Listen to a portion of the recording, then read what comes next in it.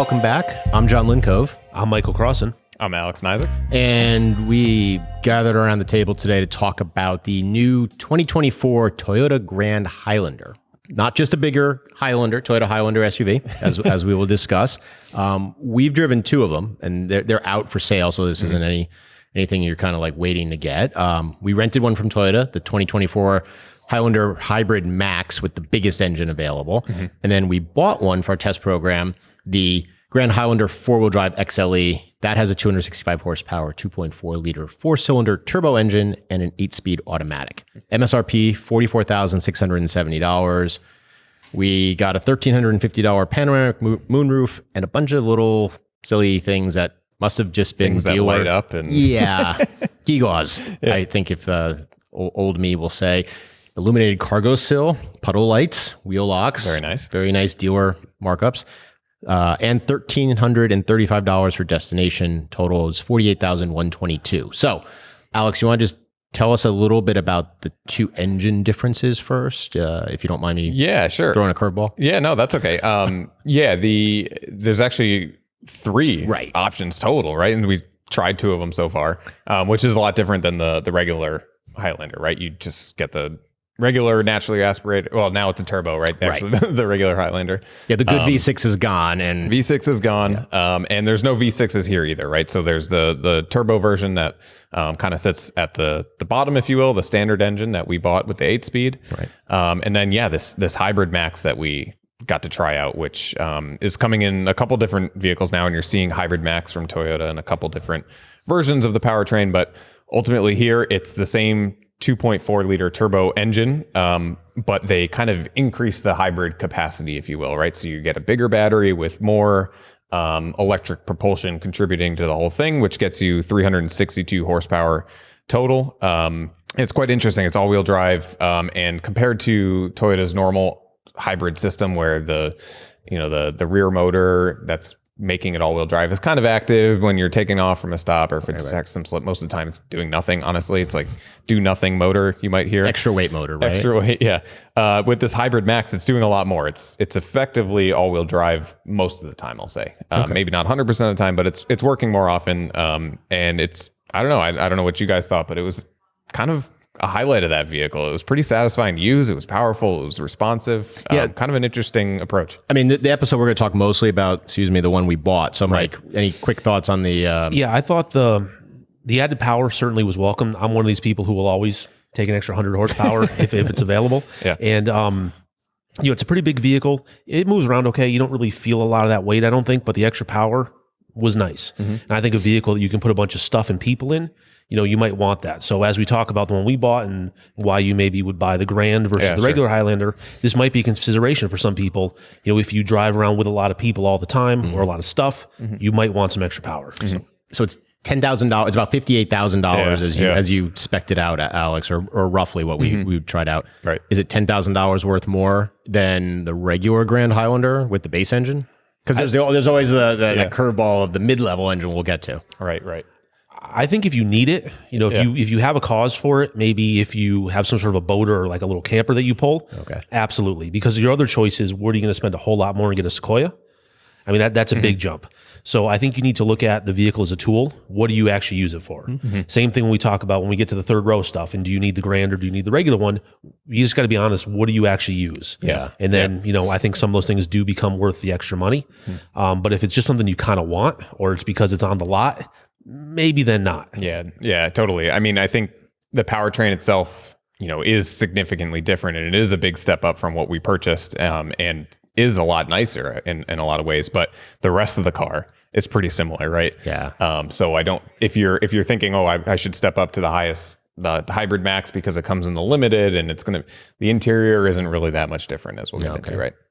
So getting back to the basic vehicle, Alex, how does this differ from a regular Highlander? Because a lot of times you're just like, whoa, it's the blah, blah, blah L, and it's like the same type of thing, and maybe it's just a slightly bigger body. Well, it's kind of funny. The name on one hand is kind of telling you exactly what you're going to get. It's a bigger vehicle, and it is bigger than the regular Highlander. It's more grand, I guess, right? So in appearance and size, maybe, right? It's helpful in one way, right? But then on the other side of the coin, it's a little almost disingenuous to the car itself, because we met with Toyota engineers, the people involved in designing, engineering this vehicle, and they told us it is actually significantly different basically from the A-pillar backwards, right? It does share some stuff up front, engine compartment and whatnot with the regular Highlander, but it's all new from the back. The body structure, the suspension's different to make more room for the third row. So it's not just a limousine version of the regular Highlander, right? So there's a lot going on there, and it's interesting, right, that they felt the need, even though they already had the 3-row Highlander, to expand. And I think while it sounds a little niche and like they must be really close to each other, and they are in some ways, it does make sense because you have things, mainly the Pilot, which I think the Honda Pilot, right, is bigger now, and it really stands out for its massive 3rd-row seat that's really easy to get into, and people like us could sit back there, not just kids, right? And the existing Highlander is not really like that. It's pretty small back there, so I think it does make sense to expand it and offer more of that family utility, right? And the space behind that too, also. Absolutely. I mean, it's not massive. I mean, this isn't a Suburban, Chevy Suburban size behind the 3rd row or something like that, but it definitely is larger. I mean, especially compared to some of its other competitors in the Kia Telluride and the Hyundai Palisade. Like, you put 3 rows in there and you put the 3 rows up. It's small. Like, I mean, it almost feels like if I laid my laptop down, that's about the size that like you have. Right. You don't have a ton of space. Right. So yeah, it's interesting because it is, I think of it as a significant move. Toyota's kind of taking the large SUV game and bringing it down to midsize. You had Tahoe Suburban, you have Navigator L, Lincoln, you have Ford Expedition Max. So here you now have like, oh, okay, that's not working. Well, you can stay here and do this without going to, and Mike, I'll bring it right to you, the Sequoia, which. Yeah, I agree. The Sequoia, it feels like a house when you drive it. It's huge. Yeah. And this Grand Highlander feels pretty reasonable. It feels much like the Highlander does. It's like you said, Alex, it's different. I think it's 2 inches taller, 2 point something wider, and about 4 to 5 inches longer overall. So it's bigger in every dimension. It's not just stretched, but it's still reasonable. It's easy to park in and out of a garage, that kind of thing. Again, it doesn't feel like the other side of the car is way over there like some vehicles do, as you're driving it. I think it comes down to, again, personal need. I said that before. I don't know if I would want to use the 3rd row in a Sequoia either. If I had a bunch of people to move around, somehow I'd probably want like a minivan if I'm really moving people. Yeah. But if I had to maybe do a lot of towing, then yes, the Sequoia might be your choice over a Highlander or a Grand Highlander. Right. But the 3rd row in that Grand Highlander is pretty comfortable. I'm 6'1". I sat in it at the auto show. It was great there. I sat in ours. I sat in the rented one, and they were all great. I could sit back there for a while. Yeah, I mean, I'm just at 6, and I was able to sit behind myself in each spot. So I didn't have to. I set the passenger 2nd row seat and then pulled the one towards it, and I was able to just sit there fine. Yes, I wouldn't want to drive to Florida in the back of that without getting out. But you could be back there for an hour. And you could be out, sure, and still be able to walk by the time you got out. Yeah, which you couldn't do in the regular Highlander. Correct. Or definitely. Frankly, the Sequoia, right? Exactly. It's too cramped. Yeah. It's interesting. You mentioned. Well, first of all, I think that extra height that you talked about, not only is it bigger back there, but getting back there is always a problem with these 3 rows, right? And that's one reason why the Pilot is so good. It's got pretty low floor with a really tall roof, and the C-pillar, behind that 2nd row is nice and straight. So yeah, you're still ducking down to get back there, but it's really as best as it can be without things getting totally ballooned out of proportion, right? And this is kind of getting it more in line with that. So I think that's good. But you mentioned all those competitors that you talked about, like Tahoe and whatever, right? They're all body on frame, heavy truck based vehicles. So this is allowing you to get some of that space without going into these house type of driving experiences, right? You get more of a car based SUV that's larger, and you get the space, but you don't have to deal with the gas mileage and kind of dynamics of something like that. Yeah. No. And price for that matter. 100%. What's the interior like? Because that's kind of that's been the sticking point of this vehicle. Both the Max hybrid that I didn't drive, and then just the regular one, the regular Max that I have. So I'll throw it to Mike quick. I mean, it's okay. Yeah. It's fine. But then we can say some things about it. It's maybe a little dreary, or what was the word we came up with earlier? Bleak. Morose. It's fine. Depressing. But there's nothing awesome about it. the one that we bought, the XLE, it's all basically just black in there. Everything just kind of fades away. It's a little bit of silver trim. You get some shiny bits and stuff like throughout the infotainment. It just is. It's fine. It feels pretty durable, I think. Typical Toyota in that fashion, but it's not. I don't know if it equals the price tag. You might like just a couple of nicer little things. Yeah, a little more contrast and things like that. Yeah, I don't disagree. It doesn't necessarily feel like the $50,000 that ours is approaching, right? But I will say it is. If you are kind of a Toyota fan and you like what Toyota does, they're usually pretty easy to use, reliable. These things. And if you're driving a Highlander now and you're thinking, oh, I would actually just love to have that extra space and I would just upgrade from there.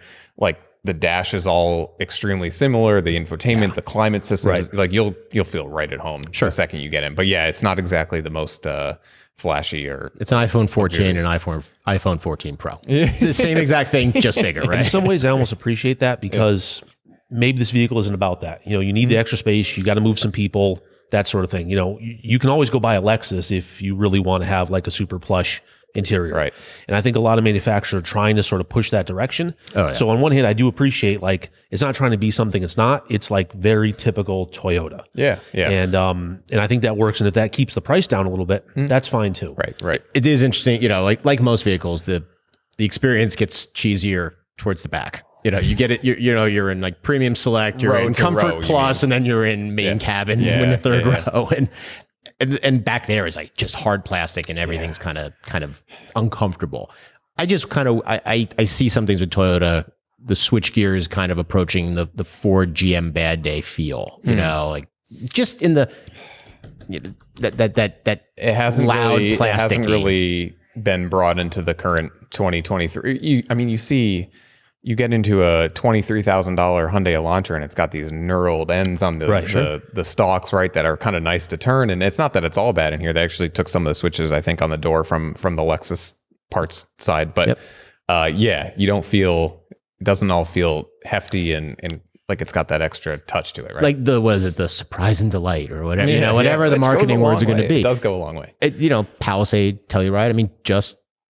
It feels 5 cents better however they're spending their money. But and they did, you alluded to it, Mike, the Lexus TX is coming, right? Yeah. So you can't make even the top version of the Grand Highlander, so nice that people aren't persuaded to stretch for the Lexus. The entry level of the TX. Fact of the matter. Right. Yep. Right.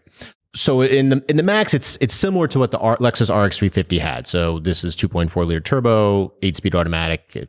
It worked fine. And then the one we bought, the 265 horsepower turbocharged 4-cylinder. We touched on how the feelings were between them, but what were they like to drive? Drive the two different vehicles. Driving experience, powertrain, power response. Yeah. So just quickly with the HybridMAX, very responsive, actually. I thought that the turbos tuned really well, and there's so much contribution from the hybrid system that you get this really nice electric torque off the line. You're not dealing with any turbo lag or any delay from any. And Toyota's been doing hybrid so long that even with this kind of new configuration of the hybrid, the transition between that electric power initially to when the engine kicks on is always so smooth. It doesn't seem to matter which Toyota hybrid you're talking about. Their tuning carries over, and I think that is true here. That extra grunt of the HybridMAX was really cool. Now, this is a big vehicle. It's softly sprung, which is great for ride comfort. But when I was driving the HybridMAX, I was like, wow, I have a lot of torque and power here. Even some torque steer at times doesn't really match up with kind of the more mundane steering and suspension kind of tuning that was going on there. And then when you translate all that to the one we bought, you basically get a little less power, none of that electric shove, but the suspension's pretty much the same, right? So it's fine to drive. There's nothing sporty about it, but it's comfortable, and I think that's perfect. And actually, ours with the smaller wheels, the ride was noticeably better. I know we've said that many times, but you would just get this a little bit of shudder through the now longer stretched chassis of this car. So with the smaller wheels, some of that's damped out a bit more. Yeah, I was going to say, so Mike, we have, I guess, 19s on ours? They're 18. Or 18? They're 18s. Okay, so they're 18s. I didn't have that in my notes. Sorry. But the other ones are 21s. So What was your take on driving them? Yeah, I like sidewall on a tire. Yeah. Especially on like an SUV. I go into it understanding this is not a performance vehicle, a sports vehicle. Right. I might try to hustle it through a couple of corners, but when it kind of wallows and things like that, I'm okay with it. I expect it. I really just want comfort out of an SUV. Sure. And I think, again, you load this up with people and things, you're not going to go hit some corners anyway, even if that's something that you do in your Grand Highlander. So, more sidewall, smaller tire. It's a quiet tire. It's going to absorb bumps in the city and potholes out in the country roads and stuff like that. If you do find yourself in some light off-roading in like a field, or, if you're in like a gravel parking lot, maybe like you go hiking and things like that, it's totally up to the task. Yeah. And that little extra sidewall is definitely appreciated. Yeah. Yeah. I mean, you end up, some of the common complaints now, everyone's driving something with 4-wheel drive. Okay. I blew a tire or whatever happened. Bent a wheel. I bent a wheel. You're replacing 2 minimum, 4 almost likely, depending on how much you've worn down the tires on your vehicle. So, I mean, they may look good and they may like, ooh, they're blingy and they're chrome or they're whatever. But for goodness sake, like you said, ride quality alone, let alone the replacement costs. Yeah. Yeah. And if you're leasing it, you're buying those tires and giving them back. Yeah. Yeah. They are 18s, by the way. Just checked quick. Cool. Which kind of looked funny the first time. They do look in today's small. age, right? In reality, it's great and they're fine, but they look small relative to all the other cars out there. It's true, but you know what? It works and it's better and it's more enjoyable. Agreed. And it's cheaper. Agreed. So yeah, we touched earlier, and I use the phrase again, but Toyota and Lexus, like all of a sudden they are full on 3-row SUV. With this and useful, because the last RX, for example, the Lexus RX had that L, and it was not a useful 3rd row at all. Yeah, it was right. much more, actually a little more in cargo space. Highlander MAX, Sequoia, which is a weird compromise, and I think the jury is going to still be out for a while on that popularity with owners. Sure. If you see the take rate, would they continue with it, or if they jump to this? For a runner, you can get a 3rd row still. Right. And then you have the Lexus TX, the GX, and the LX. Yeah, it's a lot. So let's go to neither of you have kids. So what would you get if you have kids? And let's just say like 2 or 3 kids. So not 3 kids. What would you buy? Grand Highlander or regular Highlander? From the Toyota? From the Toyota lineup, or just Highlander and Highlander Max? Yeah. You go in there. I don't know. I think having the hybrid option for the Grand Highlander makes it, I don't want to say no brainer, because it is bigger. It is going to be a little more challenging to park, and you got to put it somewhere. So hopefully your garage in enough space and all that, but it still is going to probably get pretty good fuel economy, right? It drives very similar. It's not like you're talking about a really sporty Highlander and then the Grand is this huge monstrosity compromise. Yeah, it's not. So I think having that extra space, but only if I really needed it. So I don't know. It's hard for me to say without the situation, I suppose, but I'm leaning towards it. Yeah, I would have to really think about how much I use that 3rd row. If it's rarely, I'd probably go with the regular Highlander. If it was occasionally to maybe somewhat regularly, definitely get the Grand. Or if it's 3 or 4 people in the car and taking a lot of stuff, that little extra space is nice too. If I really had to always have someone in the 3rd row, I don't know if I would buy either. I'd probably look at a minivan. I'd probably look at the Sienna if I was really moving people. Yeah. And you're in the Toyota ecoverse, so to speak. Yeah, I mean, cars are tools, and you sort of have to figure out what do you need this tool to do for you as the buyer. But you could definitely, put people in that 3rd row and they would be okay. Children will probably even have a better time than adults. Yeah. You could probably drive to Florida with a couple of kids in the back and they wouldn't even complain. But you wouldn't want to sit in the 3rd row, on a full trip to Florida. Yeah. And I wouldn't either. I'd want to be in the driver's seat probably, but better than the 3rd rows I rode to like Outer Banks in as a kid and from New York and whatnot. It's bigger than any of those ever were. So. I grew up facing backwards in a Taurus wagon, so I don't have a lot to complain about there. But I grew up in a Ford Bronco 2 or a first generation Nissan Pathfinder, so that's what we had as our trip cars. Nice. We've got some information on the borrowed version of the Grand Highlander on consumerreports.org. So take a look at the first drive on that. And then we're also going to add in information on the version we bought. And it's about to enter test. Close. Close to the mileage. Absolutely. So check back on consumerreports.org for our test results fairly soon. With that, we're going to move to our audience questions. And as always, I want to say, send us your short video questions, send us your short text questions to talkingcars@icloud.com. We always like the videos. Videos have a good chance of getting on. Just like the one from today from Darnley from Yonkers, New York. Hey, Consumer Reports. Keep up the good work. Always been a fan. Been on vacation lately. Noticed a lot of Jeep owners, Renegades and Gladiators, driving around with all the doors and the tops off, legs hanging out, arms hanging out, everything. And they drive this way, and it seems a little dangerous at times. At least it can be. Is there any regulation for them? So let me know what you guys think about that. All right, so I'll throw this out to both of you. Darnley's talking about taking the doors off of a Jeep Wrangler and a Ford Bronco. Is it safe? He sees this. So who wants to go first? Do you want me to just... Mike? Sure. So you see it, right? When the weather's nice, you see people riding around in these things. Probably more so the Jeep than the Bronco, although since I first saw this question about 4 days ago, I've actually seen a few Broncos running around without the doors on them on the highway. But yeah, you can take them off. I think both manufacturers say it's not advised to do that on the road. It's meant for off-roading. I think the idea is you can kind of lean out and get like a better view of the rock you're about to drive over and things like that. But I certainly understand the appeal of it. You're going to the beach and that kind of stuff. Let's pull the doors off this thing and have a good windy time. Right. It's legal. It is legal to do. I think every state, but maybe Pennsylvania. I did some Googling and there was a little bit of maybe yes and no on that one. A lot of states talk about the side mirrors, because mirrors are oftentimes affixed to the door. So you have to have it like on the pillar, I suppose. Connecticut, you actually have to have one side mirror. Yeah. Well, and that's one difference between the Wrangler and the Bronco, right? Is the Wrangler, you take the doors off and the mirrors go with it. But Ford decided to address that with their Bronco, right? So they stay on. And then not too long after, Jeep came out with a kit, right? For your to fix your mirrors to the and pillar. you could put it in the you could also, there's a lot of aftermarket, you could put them in the hinges, right? So the mirrors kind of sticking off like the side. Yeah, hey, that works. Yeah, there are a lot of states it's just one mirror is attached, and then some states require 2 mirrors, and then only one state, Ohio, requires 3. But yeah, there are a number of states, and this is from Googling it. We don't track this. Indiana, Maine, Mississippi, New Hampshire, Nebraska, Vermont, West Virginia. Yeah. Mirrors, whatever. Pennsylvania does. It is a law. You have to have the doors on. And I wasn't aware of that, but I did the same, probably Googling you did. Yeah. And I did read that, which is interesting. And I wonder what do Jeep owners in Pennsylvania do? Do they just drive around the doors off, or do they actually adhere to the law? And I didn't go deep enough, and I'll admit to is it a primary offense, is it a secondary offense, that type of thing. Yeah. Alex, you talked to we when we were talking about this pre-show about structural integrity and protection.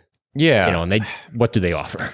Yeah. I mean, so from a structural standpoint, the doors are adding some, but generally speaking, when you're thinking about like the torsional rigidity and the bending and the structural stiffness of these whole things, usually the doors are not part of that. They're strictly just a closure, right? And they're providing the protection from the elements, if you will. So if you have them off, of course, like rain and whatnot, but in the event of an accident, they still could provide you some protection, maybe not from there's some crossbar in the door to protect from intrusion and whatnot. But ultimately, it's not a structural member like the B-pillar is. We'll put it into perspective. It's the same as a track car with having restraints for your arms. Right. Keeps your limbs inside the vehicle. Keeps your limbs inside instead of going out through a window or something like that. So my older brother might get mad at me for telling this story if he ever watches this. But I remember as a kid, he's older than me, and he had a I forget what year, Wrangler, whatever, and we went to go pick up pizza or something. We had the doors off. We were in New York, not Pennsylvania. And I'm holding the pizzas, probably like 10 years old or something, in the seat. And he had to make a kind of evasive maneuver because somebody started backing out onto the road or whatever.